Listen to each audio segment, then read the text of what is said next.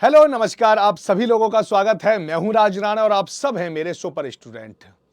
आप लोगों के पास मात्र और मात्र इस समय पर समय है 30 दिन और उसमें मैं आपको चैप्टर वाइज बहुत सारी चीजें आपको करवाने वाला हूं।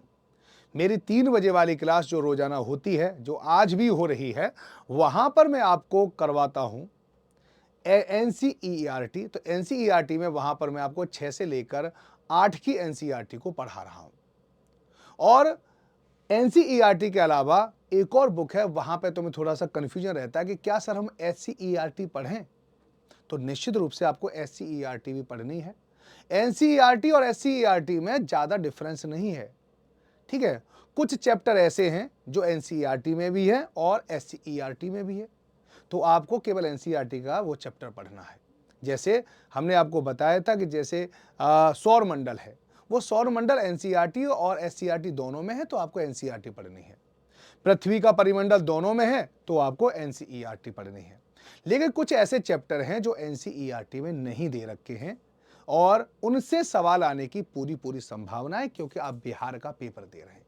तो उन चैप्टर को भी मैं आपको सैटरडे और संडे को उनको करवाऊंगा, जो एससीईआरटी में तो हैं लेकिन एनसीईआरटी में नहीं है। तो चलिए, उसी क्रम में आज हम क्लास 6 का चैप्टर नंबर 8 लेके आ रहे हैं। उसका नाम है हमारा राज्य बिहार। तो जो कुछ आपको इस किताब में दे रखा, वो सारी चीजें मैं आपको पढ़ा दूंगा और ज्यादा से ज्यादा आधे घंटे में हम इस पूरे चैप्टर को फिनिश कर देंगे। चलिए प्रारंभ करते हैं। सबसे पहले हम शुरुआत करें तो इसका नाम क्या है? हमारा राज्य बिहार, ठीक है। जैसे कि आपको पता होना चाहिए, यहां पर ये हमारा राज्य बिहार। अगर हम बिहार की बात करें, तो अगर हम इंडिया की बात करें तो इंडिया के बारे में आपको ध्यान रखना है कि इंडिया में 28 स्टेट हैं और 8 यूनियन टेरिटरी हैं, ठीक है, राज्य हैं। और उन्हीं राज्य में से एक राज्य हमारा क्या है? बिहार है। अगर हम पूरे भारत की देखें तो सबसे बड़ा जो राज्य है उसका नाम क्या है? राजस्थान। राजस्थान के बाद एमपी आता है, फिर उसके बाद महाराष्ट्र आता है, फिर आपका आता है यूपी, फिर उसके बाद आता है गुजरात, गुजरात के बाद आता है कर्नाटक, कर्नाटक के बाद आता है आपका आंध्र प्रदेश, फिर आता है उड़ीसा, ठीक है। और उड़ीसा के बाद क्या आता है? आपका आता है छत्तीसगढ़।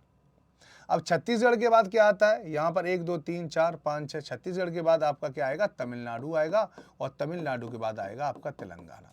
इस तरह से 1 2 3 4 5 6 7 8 9 10 11, और तेलंगाना के बाद आता है आपका बिहार। अगर क्षेत्रफल के हिसाब से अगर हम सभी राज्यों को देखें तो बिहार 12वां सबसे बड़ा राज्य है भारत में, यानी 28 राज्यों में से यह 12वें नंबर पर आता है अकॉर्डिंग एरिया। ये आपको अच्छे से पता होना चाहिए, ठीक है ना। चलें आगे। देखो जो एससीईआरटी आपकी क्या क्या कहती है, वो भी सारी चीजें मैं आपको यहां पर बताता चलूंगा। तो बिहार के पश्चिम चंपारण जिले के गोहाना कन्या मध्य विद्यालय में कई छात्राएं प्रतिदिन नेपाल से पढ़ने आती हैं, ठीक है। तो देखो, इस तरह के क्वेश्चन भी कभी कभी पूछ सकते हैं। गोहाना कन्या मध्य विद्यालय कहाँ पर है? तो बिहार में है, ठीक है, पश्चिमी चंपारण जिले में है। उत्तर प्रदेश से आने वाली गाड़ियों की जांच राष्ट्रीय राजमार्ग संख्या 2 पर कर्मनाशा के निकट की जाती है। तो बिहार में कौन सा? यहाँ पर एनएच है, यानी ये राष्ट्रीय राजमार्ग को क्या कहते हैं? नेशनल हाईवे है, नेशनल हाईवे नंबर 2 है, ठीक है। तो आपको नेशनल हाईवे नंबर 2 के बारे में पूरी जानकारी होनी चाहिए, है ना। तो इसको आप अच्छे से जानकारी देख लें और साथ साथ ये देख लें कि बिहार में कौन कौन से नेशनल हाईवे हैं। बिहार बंद के कारण पूरब से पटना आने वाली ट्रेनें लेट हो जाती हैं। झारखंड में राष्ट्रीय राजमार्ग संख्या 33 में दरार पड़ने से राजू के दादाजी आज पटना नहीं पहुंच सके हैं। तो ये कुछ चीजें हैं जो शुरुआत में उन्होंने इसका इंट्रोडक्शन देने के लिए समझाई है और बताई है। बाकी चीजें हम आगे बताएंगे। तो ये आपका क्या है? ये आपका पूरा के पूरा भारत है, और भारत में आपको यहाँ पे जो एक राज्य दिखाई दे रहा है वो क्या है? बिहार है। अगर पूरे भारत को देखें तो ये कौन से में आता है? पूर्वी जोन में आता है। ये आपको ध्यान रखना, किस जोन में आता है? ये पूर्वी जोन में आता है बिहार, ठीक है ना। और बिहार का पुनर्गठन आपको पता होना चाहिए 2000 में हुआ था, और इसी में से कुछ पठारी क्षेत्रों को काटकर एक झारखंड का निर्माण हुआ था। ये आपको अच्छे से पता होना चाहिए। बिहार का इतिहास बहुत पुराना है अगर आप देखें तो। चलें, तो ये बिहार की स्थिति है। गुरुजी ने बच्चों के सामने कुछ सवाल रखे, पुनः कहा कि अब आइए जरा भारत के नक्शे में अपने बिहार को ढूंढिए। यह पूर्वी भारत का महत्वपूर्ण राज्य है। देखिए पूर्वी भारत में आता है, जो पूरब से पश्चिम 483 किलोमीटर है। देखो अब देखिए यहाँ पर एक इन्फॉर्मेशन इसने क्या दी है, यहाँ पे देखो इन्फॉर्मेशन को याद रखना, यही पूछता है कि ये जो बिहार है, बिहार तो हमने यहाँ पे बता दिया, पूरब से पश्चिम में 483 किलोमीटर इसकी लंबाई है और उत्तर से दक्षिण ये 345 किलोमीटर है। ये आपको ध्यान रखना है, ठीक है नहीं। पूरब से पश्चिम यानी इस प्रकार से ये क्या है, इस प्रकार से ये चौड़ा और यहाँ पे मोटा, यानी है ये इस तरह से आप देख सकते हैं, लंबा और मोटा। तो यहाँ पर क्या है 483, इसकी लंबाई ज़्यादा है और इसकी चौड़ाई कम है, आप इसी तरह से देख सकते हैं 345। याद रखो 483 345 है ना। चलिए एक फैक्ट आपको यहाँ पर समझ में आ गया होगा। हम अक्सर अपने आसपास के घरों में जाते हैं, ऐसे जैसे हम अक्सर आसपास के घरों में खेलने या किसी काम से जाते हैं, ऐसे घर पड़ोसी कहलाते हैं। ठीक उसी प्रकार राज्यों से सटे दूसरे राज्य भी होते हैं जो पड़ोसी राज्य कहलाते हैं, ठीक है नहीं। यानी बिहार से कौन कौन सा राज्य सटा हुआ है, अगला प्रश्न वो ये बना के कह रहा है, ठीक है। जैसे हमारे पड़ोसी एक दूसरे के काम आते हैं, एक दूसरे से प्रभावित होते हैं, ठीक वैसे ही हमारे पड़ोसी राज्य भी एक दूसरे को प्रभावित करते हैं। देखो यहाँ पे अब लिखा हुआ है और इसको आप अच्छे से समझ सकते हैं, जरूरी है, ठीक है। बिहार के उत्तर में जो चीज मैं आपको बता रहा हूँ याद रखना, बिहार के उत्तर की दिशा में नेपाल है, ठीक है। पूर्व में पश्चिमी बंगाल है, दक्षिण में झारखंड है, पश्चिम में उत्तर प्रदेश है, ठीक है। अब आप देखिए कि बिहार से कितने राज्य लगते हैं, तो बिहार से राज्य कौन लगते हैं, तो पश्चिमी बंगाल लगता है, एक झारखंड लगता है और एक उत्तर प्रदेश लगता है और एक देश भी लगता है यानी नेपाल लगता है। ये आपको ध्यान रखना। आप नेपाल के बारे में भी कुछ इन्फॉर्मेशन गैदर कर सकते हैं कि नेपाल की बाउंड्री का क्या नाम है, तो कोई नाम नहीं है।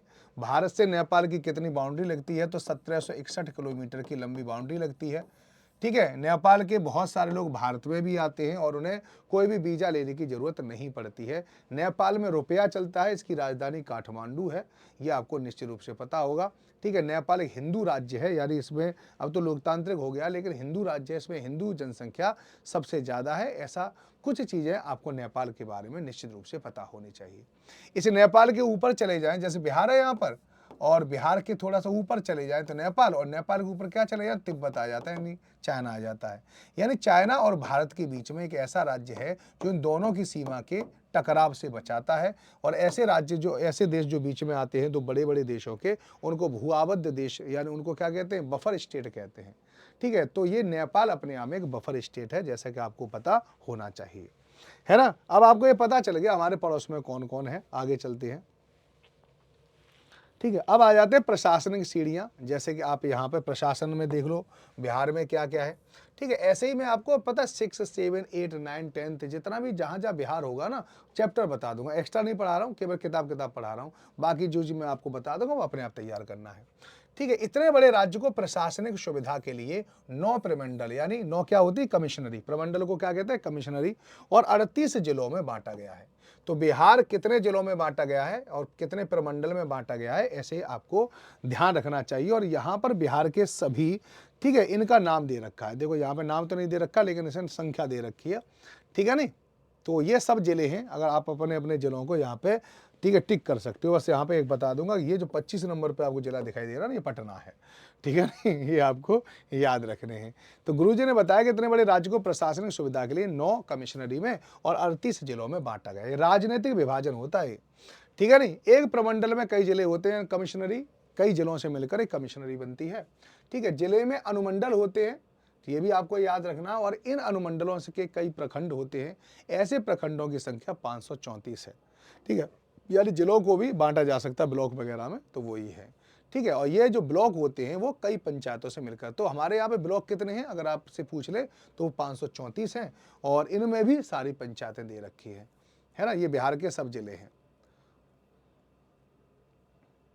ठीक है नहीं। अपने प्रदेश का मानचित्र देखकर अपने जिले की चौहद्दी पता कीजिए, ठीक है। अब अपने ये सारे जिले वगैरह के बारे में पता है, और लास्ट में मैं आपको मैप में इसको बता भी दूंगा कौन कौन से जिले कहाँ कहाँ पर हैं। आइए अब आ जाते हैं जलवायु के बारे में, बिहार की जलवायु कैसी है। ठीक है, बिहार की जलवायु के बारे में अगर हम बात करें तो यहाँ पे आप देख सकते हो कैसी जलवायु है। बिहार के पूर्व में गर्म और आर्द्र जलवायु है तथा पश्चिम में गर्म और शुष्क जलवायु है। याद रखना हमारे यहाँ पर अगर हम पूरब से एंटर करें और पश्चिम की तरफ जाएं तो वर्षा की मात्रा लगातार कम होती चलती है, ठीक है, पूर्व से पश्चिम की ओर, ठीक है, क्योंकि बंगाल की खाड़ी से हिमालय के सारे सारे मानसून भारत में अंदर प्रवेश करता है।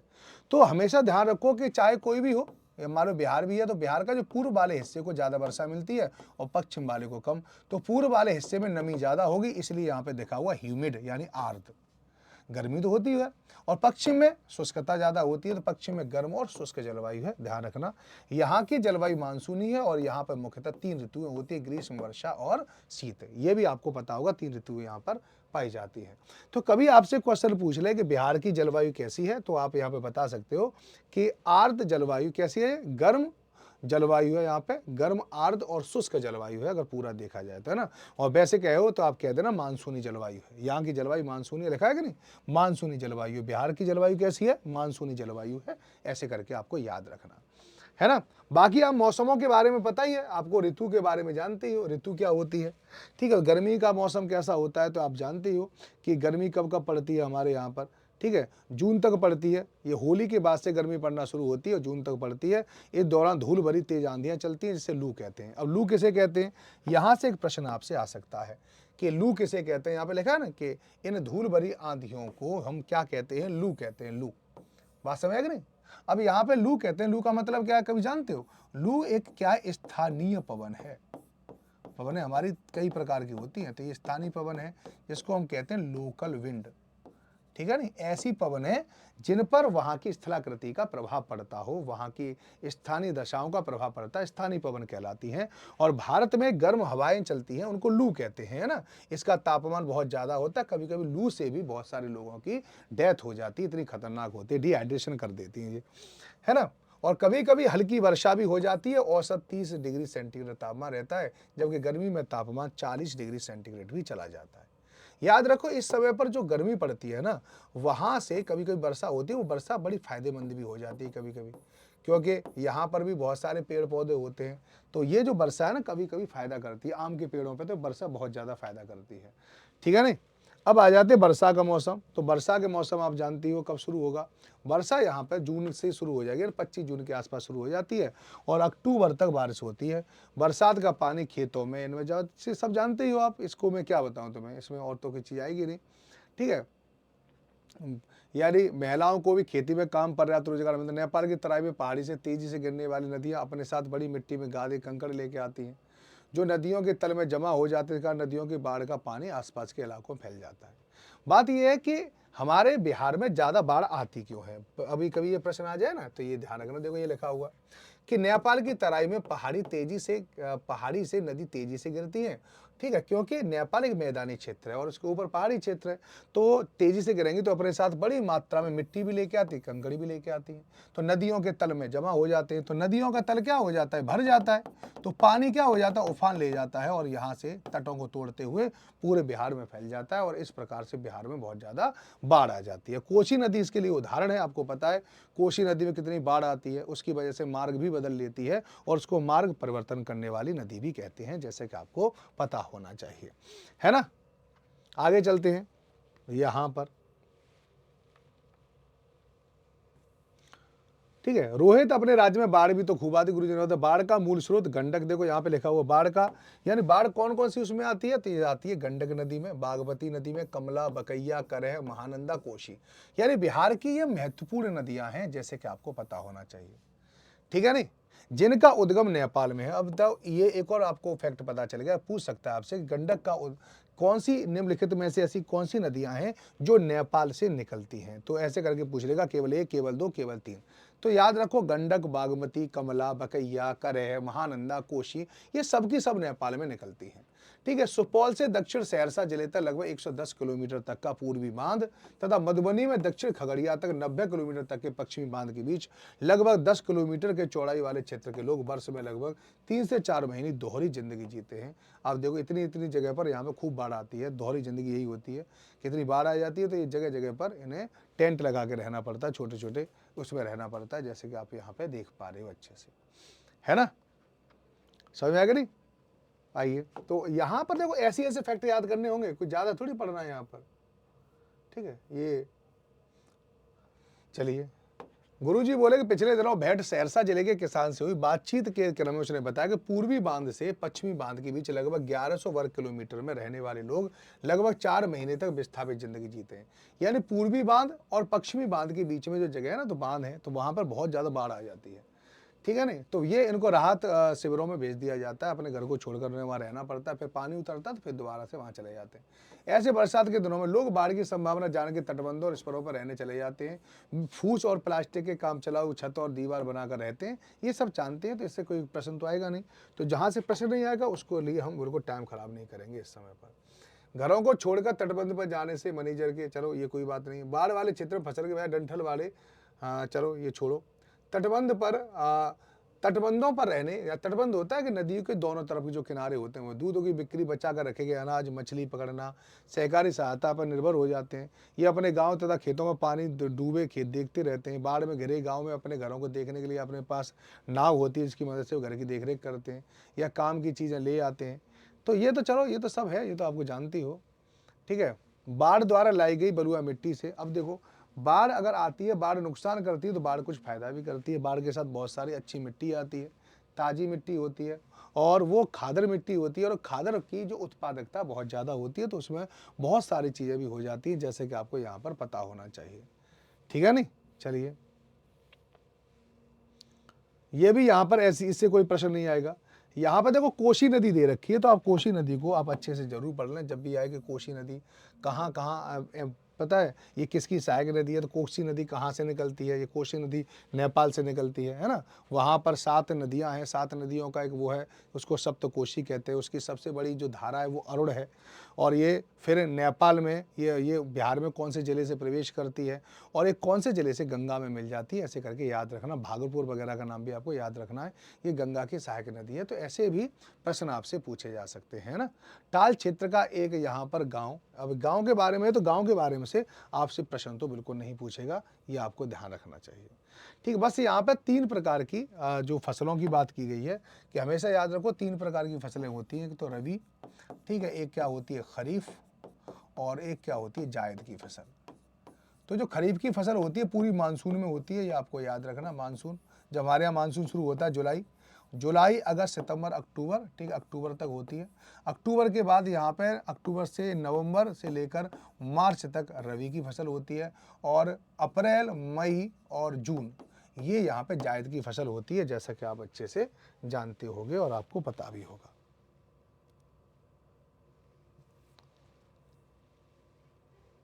ठीक है नहीं,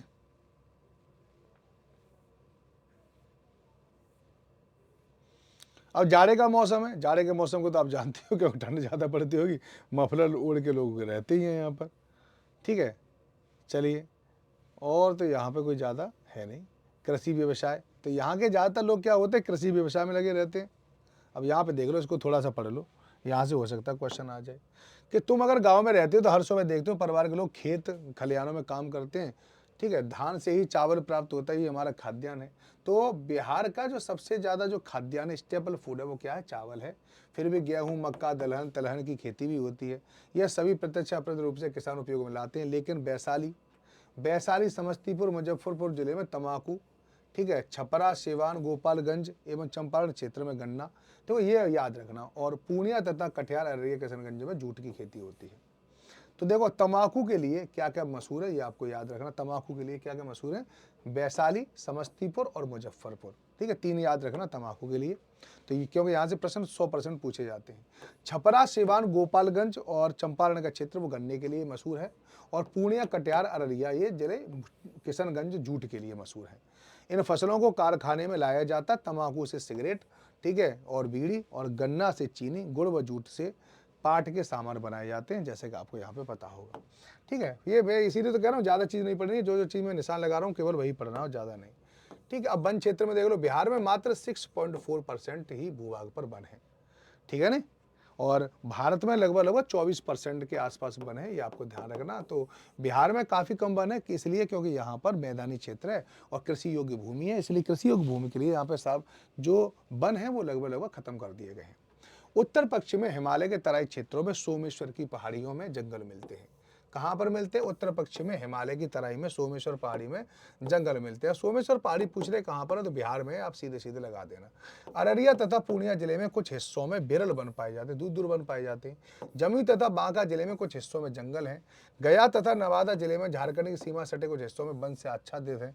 राजगिरी की पहाड़ी तथा कैमूर पहाड़ियों पर वन मिलते हैं, लेकिन अधिकतर क्षेत्रों में बिरल ही होते हैं, ये आपको ध्यान रखना है।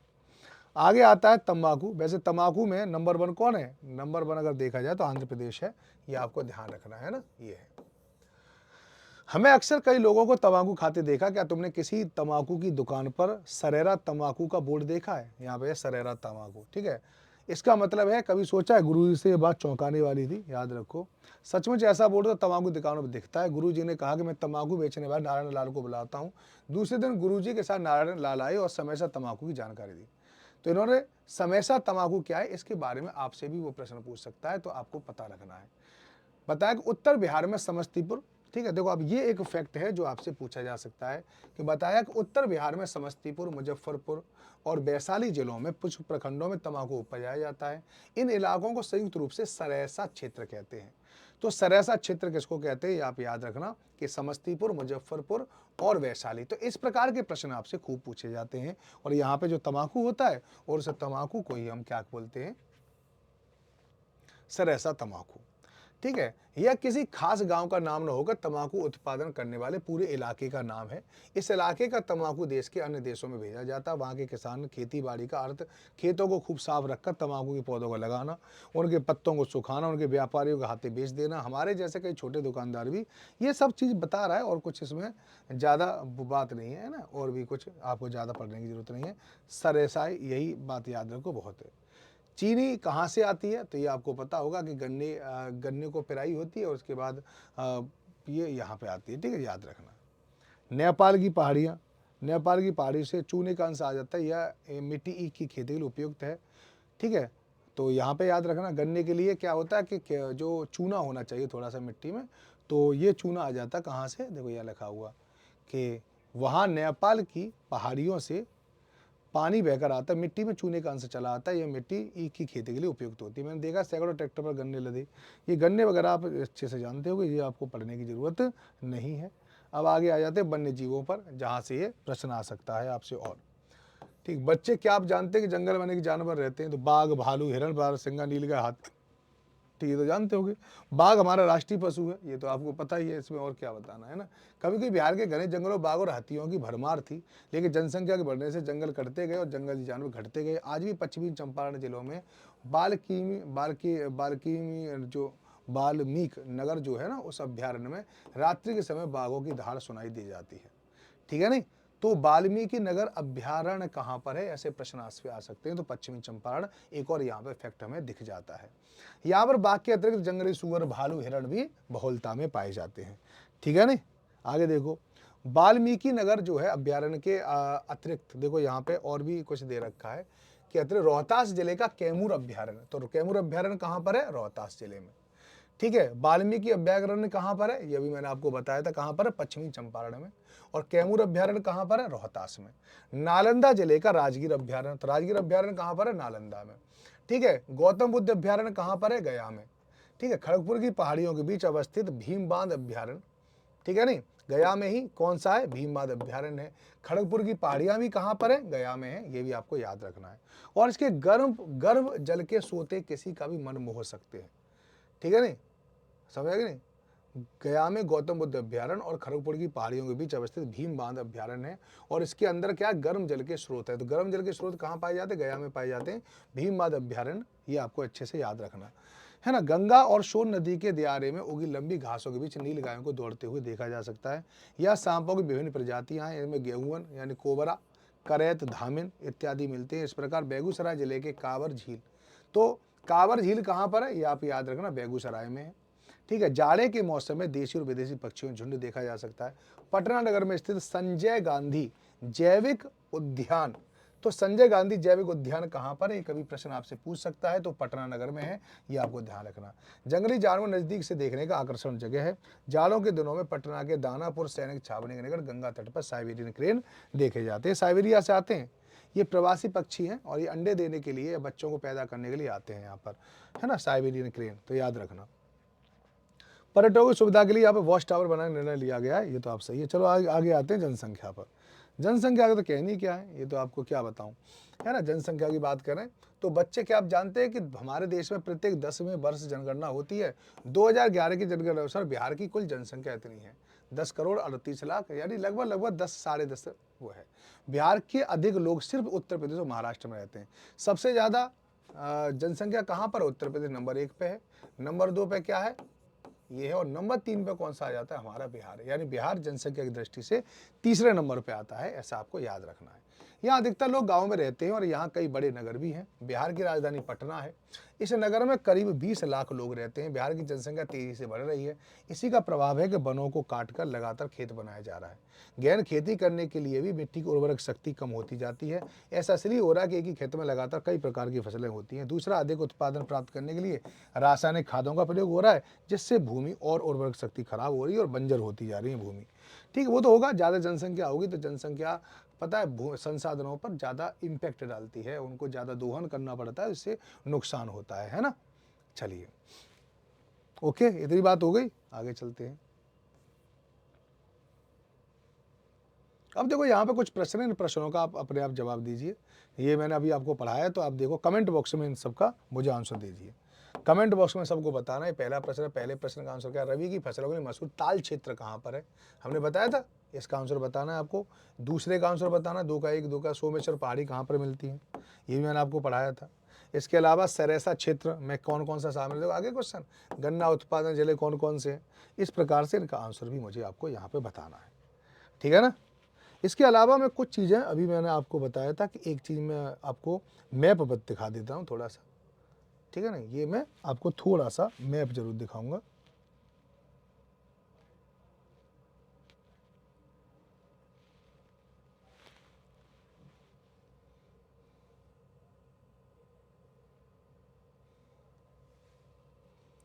ठीक है, यहाँ पर मैं आपको बिहार का मैप दिखाता हूँ।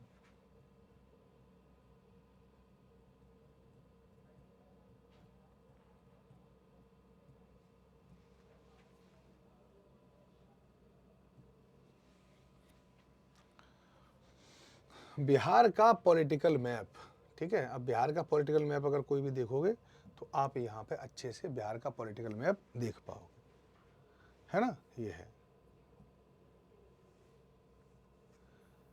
ये रहा आपका बिहार का पॉलिटिकल मैप, अगर आप इसको देखना चाहते हैं तो, है ना।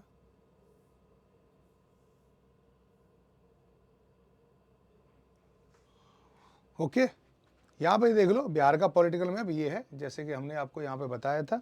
ये पूरा का पूरा, इस पे आप थोड़ा सा चीज़ों को देख लेना, ठीक है। जैसे मैंने आपको दिखाया था कि ये एक सीमा जा रही है, ये वाली, तो एक यहाँ से लेकर यहाँ तक है। ये अगर ऊपर देखें तो हम यहाँ पर, ठीक है ना, यहाँ से फिर वेस्ट बंगाल ये आ जाता है, बांग्लादेश आ जाता है इधर। तो ये एक तो इसकी सीमा नेपाल से लगती है, इधर इसकी सीमा उत्तर प्रदेश से लगती है, ठीक है। नीचे जो यहाँ से लेकर जो नीचे है, ठीक है, इसको थोड़ा मिटा दूँ क्या? हाँ जी, ये जो आपको दिखाई दे रहा है, ये वाली सीमा नीचे, और इधर नीचे झारखंड है, यहाँ से लेकर यहाँ तक, ठीक है ना। तो कुछ ऐसे जिले देख लेना, जैसे नेपाल से कौन कौन से जिले लगते हैं, जैसे पश्चिमी चंपारण है, फिर उसके बाद पूर्वी चंपारण है, यहाँ पर फिर सीतामढ़ी है आपकी, है ना। इसके अलावा मधुबनी है, सुपौल है, अररिया है, यहाँ पे किशनगंज है, ये सब नेपाल से लगते हैं। उत्तर प्रदेश से कौन कौन से लगते हैं, ध्यान रखना, पश्चिमी चंपारण है, इसके बाद गोपालगंज है, यहाँ पर सिवान है, यहाँ पर भोजपुर है, यहाँ पे बक्सर है, यहाँ पे भाभुआ है, और नीचे से यहाँ पे रोहतास भी उत्तर प्रदेश से लगता है, ध्यान रखना। इसके अलावा क्या है, अगर झारखंड से पूछ ले तो रोहतास है, यहाँ पे औरंगाबाद है, यहाँ पे गया है, नवादा है, यहाँ पर जमुई है, यहाँ पे बांका है, यहाँ पे भागलपुर है, और यहाँ पे कटिहार है जो झारखंड से लगता है। वेस्ट बंगाल से कौन कौन से लगते हैं, तो यहाँ पे किशनगंज है, किशनगंज के बाद पूर्णिया है, फिर यहाँ पे कटिहार है जो वेस्ट बंगाल से लगते हैं। तो यहाँ पर थोड़ी सी चीज़ें आपको यहाँ पर मैंने और बता दी हैं। इसी प्रकार से मैं आपको बिहार की SCERT की बुकों को पढ़ाता रहूँगा, और उसमें बहुत सारे चैप्टर मैं आपको कराता रहूँगा। ये वीडियो आपको कैसा लगा ये ज़रूर बताएं, और आप क्या चाहते हैं, ठीक है, वो भी कमेंट बॉक्स में मुझे ज़रूर बताएं। धन्यवाद।